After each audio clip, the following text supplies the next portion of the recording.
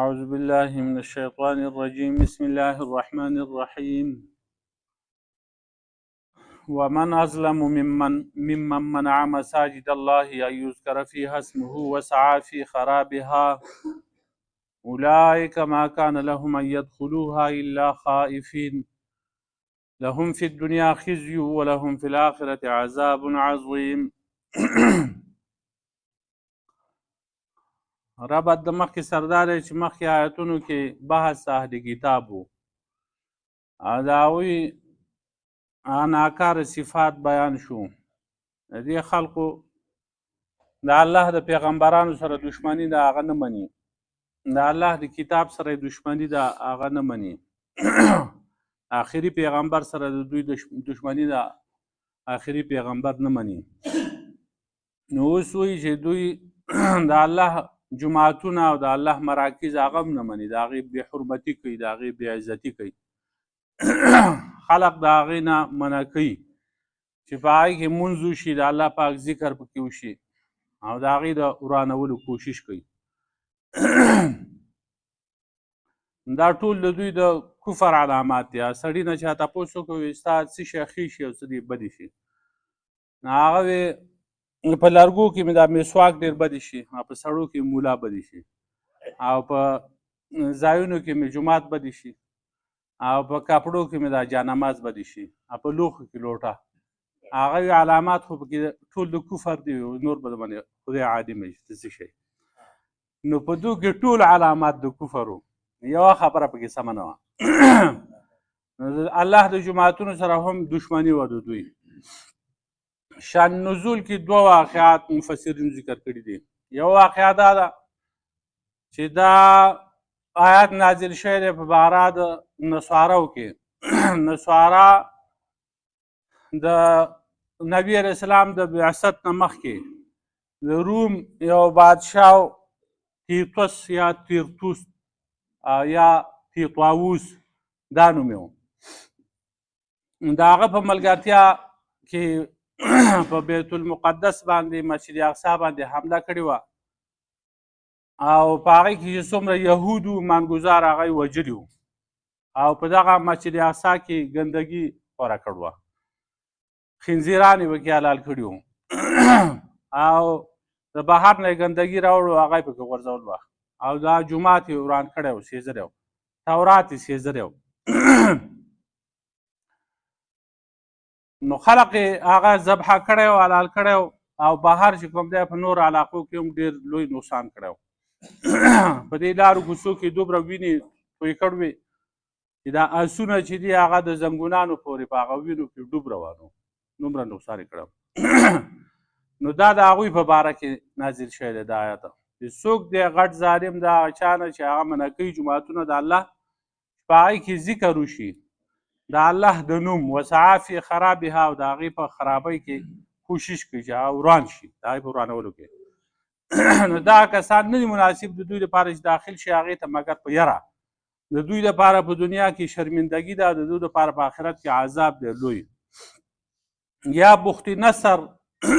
د هغه په ملګرتیا کې چې هغه یو مجوسي بادشاه و، نصارا یعنې د عیسی علیه السلام متبعین، هغوی د هغه په ملګرتیا کې په دغه مسجد اقصی باندې حمله وکړه، هغه یې وران کړ، ویې تورات یې وسېزه. بخت نصر دا بخت نصر نه دی، بخت نصره، بخت نصره دی. بخت چې دی هغه زوی ته وایي ابن، او نصره یو بوت نوم و. نو د دې معنی ده ابن الصنم. دا ورته ځکه وایي د بخت نصر مجوسي بادشاه ته چې دی کله پیدا شو نو مور دی ویوړ دغه نصره بوت په خوا کې ارتاو کړو، نو په هغې باندې بیا مشهور شو چې دی د بوت زوی دی.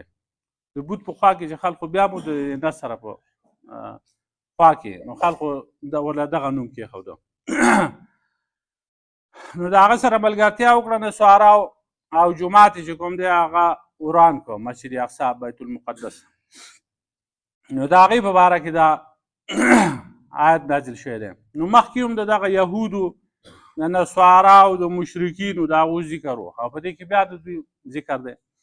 دویم روایت دا دی شان نزول کې مفسرین دا قول ذکر کړی دی چې دا د مشرکانو مبارک نازل شوی دی د مکې د مشرکانو مبارک چې کله د هجرت په 6م کال باندې نبي علیه السلام اراده وکړه د عمرې او لاړل حدیبي مقام ته ورسېده مکې والا خبر شو هغوی ته پته وه چې دو عمرې راغلي دي دو سره اسلحه نشته خو د ضد د وجې نه د هټ درمۍ د وجې نه مسلمانان یې منع کړه نبي علیه السلام منع کړه دا 1500 کسانو نه یې پرېښوده مکې ته نو هغو هلته پاتې شو نن سبا هغه ځای ته شمیسه وي د حدیبیه چې کوم دی هغې ته شمیسه وي د حرم په حدودو کې داخل شوی دی ځای نو نبی علیه السلام صحابه کرامو ته وویل چې واپس ځو یو څو ورځې هلته وویستې دا سفیران به تله راتله روغې جوړې د صلح کوشش یې کو آخر بیا صلح وشو چې څه کال یې ځئ واپس او کال به بیا راشئ نو هجرت په 9 کال باندې بیا صحابه کرام راغله او په دغه کال باندې دوی د الله د کور نه د کعبې نه مسلمانان او رسول الله صلی الله علیه وسلم منع کړه بیا حج چې دی هغه په 9م کال باندې فرض شوی دی نبی علیه السلام بیا ابوبکر صدیق رضی الله عنه ولېږه هغه امیر کړ د مسلمانانو هغه لاړ حج یې وکړو علي رضی الله عنه سره هم بیا هغه اعلان وکړو په حج په موسم کې چې کال به هېڅ مشرک بیا دلته نه راځي سورة براءت بیا نازل شو کعبې ته او د الله حرم ته به مشرکان نه راځي هغه بیا منع کړه او په 10م کال باندې نبي علیه السلام حج وکړو او د هغې نه وروسته بیا وفات شوی دی نو دغه مشرکانو مسلمانان منع کړي وو د الله د کور نه د هغو په باره کې دا نازل شو د آیت ومن اظلم ممن منع مساجد الله څوک دی غټ ظالم دا چا نه چې منع کوي د الله جوماتونه یذکر فیها اسمه چې ذکر کړی شي یاد شي په هغې کې د الله پاک نوم وسعی فی خرابها کوشش کوي د هغې په روانولو کې نو یو د جومات تعمیر دی آبادول دي دا د مسلمانانو کار دی انما یعمر مساجد الله من آمن بالله والیوم الاخره یقینا د الله جوماتونه کسان آبادوي چې هغو په الله په ورځ د آخرت باندې ایمان راوړی نو دا جومات آبادي یو ظاهري ده چې د هغې هغه شکل و صورت برابر کړي هغه جوړ کړي دروازې ورته ولګوي او دروازې چې کوم دی کولا وي د مانګوزارو دپاره اوس انتظامي امور دپاره کوي بندوي یعنې د غلا خطره د ورځې خلق راځي د شپې چې کوم دی خلق غلاګانې کوي د هغې دپاره بندولی شي هسې به جومات بندوي نه تالې به ورته نه لګوي تاله لګول دی ته حرام دي بیا خاص کر چې خلق د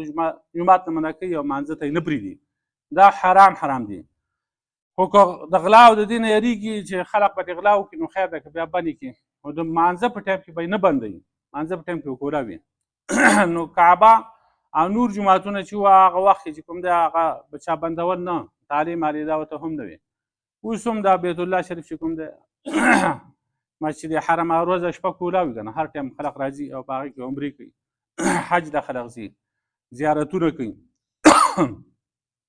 نو دا آداب دي جومات به بندوي نه جومات به کولاو ساتي د هغې خیال به ساتي د هغې د رنګ روغن وغیره او باطني آبادول د هغې دا دي چې په هغې کې لمونځ وکړی شي خلق مانځه ته پرېښودی شي او په هغې کې د الله پاک ذکر وکړی شي او یذکر فیها اسمه چې د الله پاک نوم پکې واخیستی شي نو د الله پاک نوم چې کوم دی د هغې نه مراد مونځ دی چې مانځه ته خلق پرېږدي څوک چې مانځه ته څوک نه پرېږدي هغه غټ ظالم دی نه بل څوک ظالم نشي کېدی یا که نور ذکرونه ته مراد شي نو نور ذکر هم هغه تلاوت دی د دې نه علاوه نور ذکر په جومات کې کوي خو دا خبره چې لکه بریلیان حضرات چې دا وایي چې غټ ظالم هغه سړی دی چې هغه په جومات بندوي خلق منع کوي د هغه جهري ذکر نه چې جهري ذکر پکې کوي په زوره ذکر نو دا جهري ذکر پکې کوم دی یذکر فیها اسمه خو شته چې الله پاک نوم پکې یاد شي خو دا په زوره پکې دا د کوم دی دوراول دی نو په زوره ذکر کول په جومات کې دم حرام دي ناروا دي بیا خاص کر په هغه وخت کې چې هغه خلق ورته رابدي دا لازم ګڼي د هغې دپاره حلقې جوړوي کړي او بیا په زوره ذکر کوي دا د ټولو په نسبت باندې حرام دي دا دې ته څوک جایز نه شو دی یو شی جایز هم چې هغه لازم وګڼي یا مستحب امر دی هغه لازم وګڼي او د هغې دپاره دغسې حلقې او خلق ورته رابدي بیا په زوره لا اله الا الله لا اله الا الله دا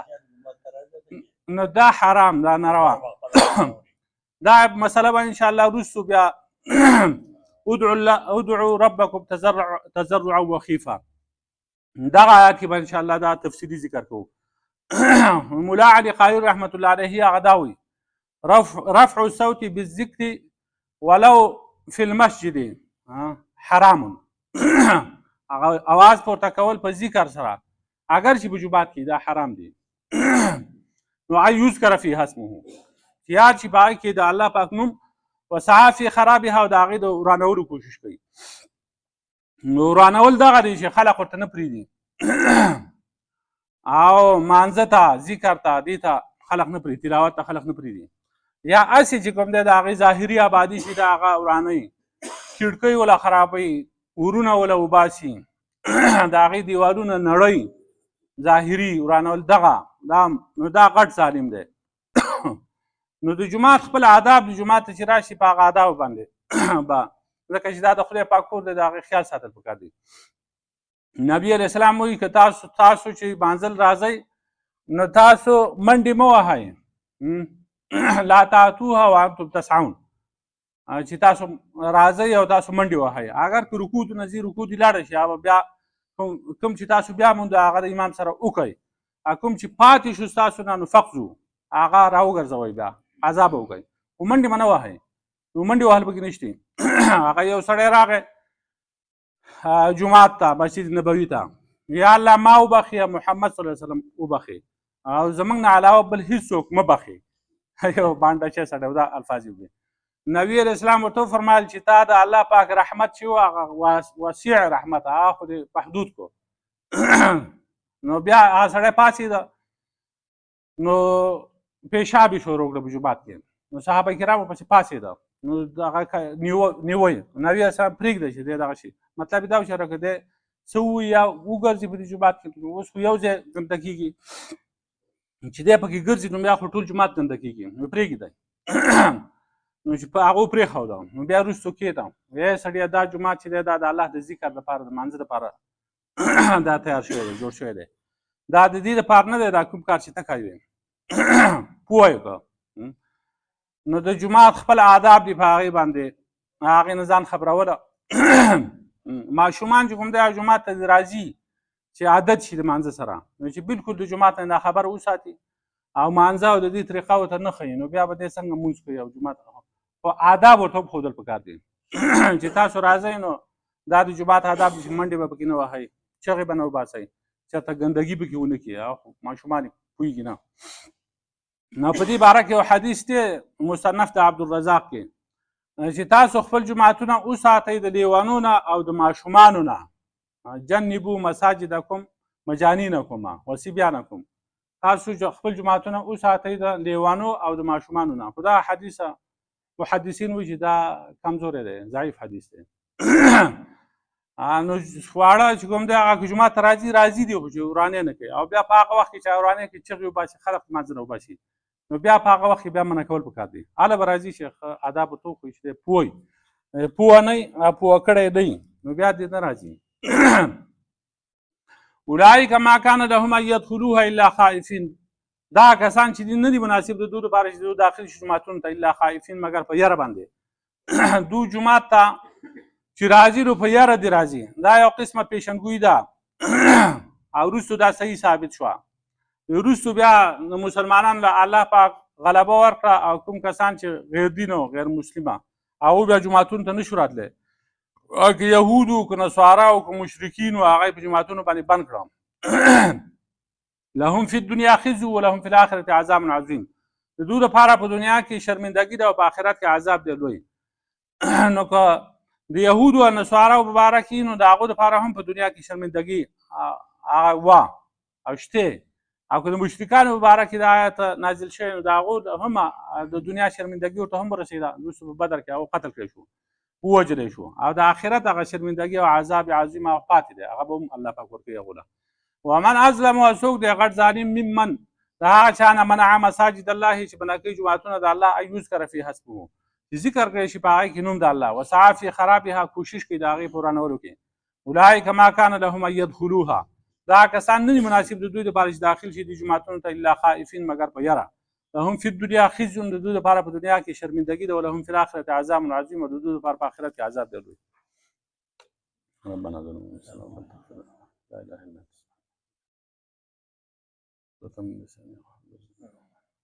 صلى الله